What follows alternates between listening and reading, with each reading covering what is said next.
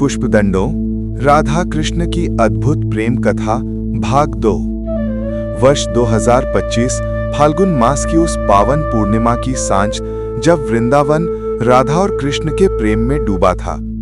दोनों के नेत्रों में एक दूसरे के लिए अटूट स्नेह और अनंत भक्ति का भाव था।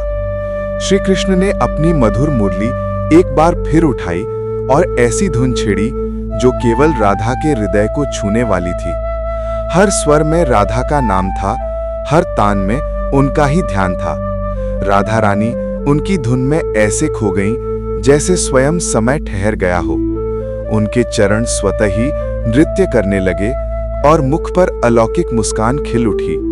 सखियां किनारे खड़ी इस दिव्य प्रेम लीला को अपलक निहार रही थीं। वृंदावन के वृक्ष झुके हुए थे जैसे वे भी इस प्रेम के साक्षी बन रहे हों। फूलों की पंखुड़ियां धीरे धीरे गिरने लगीं, मानो वे भी अपना समर्पण व्यक्त कर रही हों। हवा धीमी गति से बह रही थी और उसमें राधा कृष्ण के प्रेम की सुगंध घुल गई थी। कृष्ण ने राधा का हाथ थामा और दोनों वृंदावन की कुंज गलियों में निकल पड़े।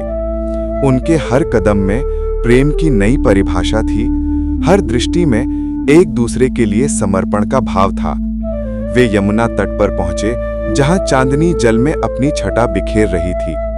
यमुना का जल शांत और शीतल था जो उनके प्रेम की गहराई को दर्शाता था। दोनों ने एक दूसरे को देखा और उनकी आंखें बिना कुछ कहे ही सब कुछ कह गईं। यह उनका एक और अनुपम पल था, एक ऐसा पल जो युगों युगों तक प्रेम की गाथा सुनाता रहेगा।